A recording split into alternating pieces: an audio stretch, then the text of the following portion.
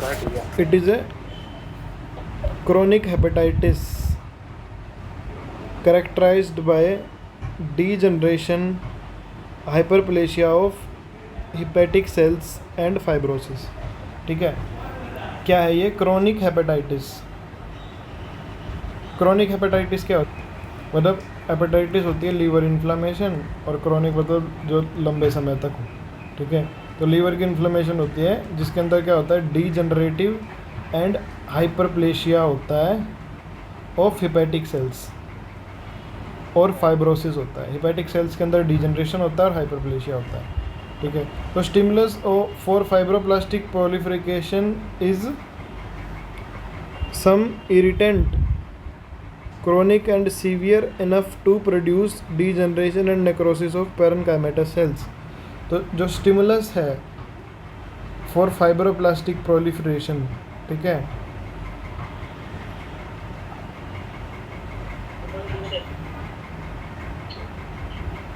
is severe enough to produce degeneration and necrosis of parenchymatous cells। देख, जो stimulus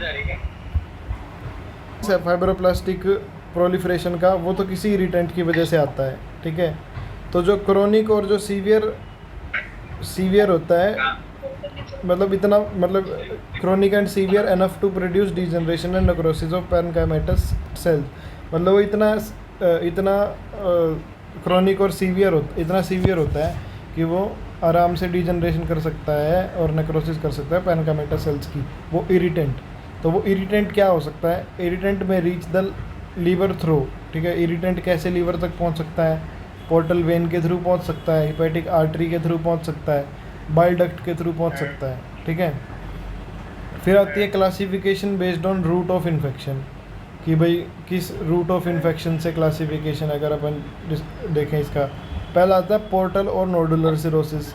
ठीक है, पहली होती है पोर्टल और नोडुलर सिरोसिस, फिर मल्टी नोडुलर और एट्रोपिक, जिसको क्या बोलते हैं, गिंडरिंग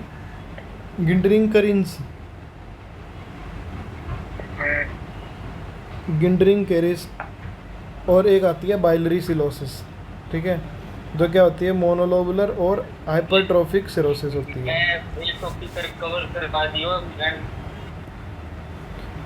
एक तो पोर्टल और नोडुलर सिरोसिस होती है, मल्टी नोडुलर और एट्रोफिक, जिसको गिंडरिंग किरोसिस भी बोलते हैं और लेनिसी सिरोसिस भी बोलते हैं। एक बिलियरी सिरोसिस होती है जिसमें मोनोलोबुलर और हाइपरट्रोफिक सिरोसिस होती है, और इसकी अदर फॉर्म्स भी होती हैं। ठीक है, फिर आता है पोर्टल और नोडुलर सिरोसिस। ठीक है,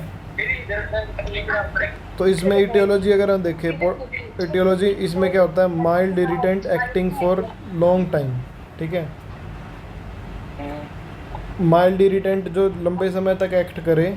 ठीक है, उसके बाद टॉक्सिक प्लांट्स जैसे Senecio family in horse, cattle, sheep. ठीक है,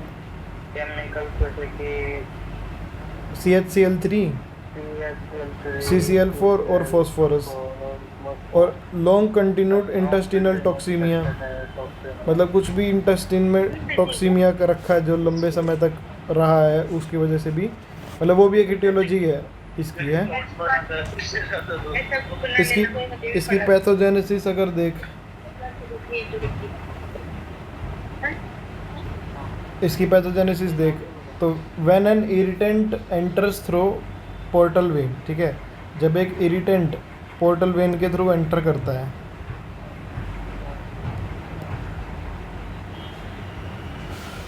changes are first at the periphery of the lobules. ठीक है, चेंजेस पहले किस पे होते हैं? पेरिफेरी पे, लोब्यूल की।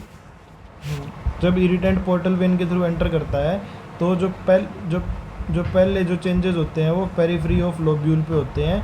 फॉलोइंग चेंजेस टेक्स प्लेस, क्या क्या होगा? एक तो stimulation of interlobular connective tissue. ठीक है, पहला तो जो इंटरलोबुलर कनेक्टिव टिश्यू है वो स्टिमुलेट होगा। ठीक है, और मतलब स्टिमुलेट करके क्या होगा, वो प्रोलिफरेट होगा। ठीक है, फिर सेकंड क्या होगा, depending upon the severity of the irritant, भाई कितना सीवियर इरिटेंट है, उस हिसाब से फिर क्या होगी, डीजनरेशन होगी और नेक्रोसिस होगी, ठीक है, हिपैटिक टिश्यू की। तो इतना ही है इसमें तो। मतलब देख, जब कोई इरिटेंट पहले एंटर किया, ठीक है, पहले तो वो क्या करेगा, पेरीफ्री मतलब पोर्टल वेन के थ्रू अगर एंटर करेगा, ठीक है, तो पहले वो पेरीफ्री ऑफ लोब्यूल पे चेंजेस करेगा, ठीक है, सबसे पहले, ठीक है।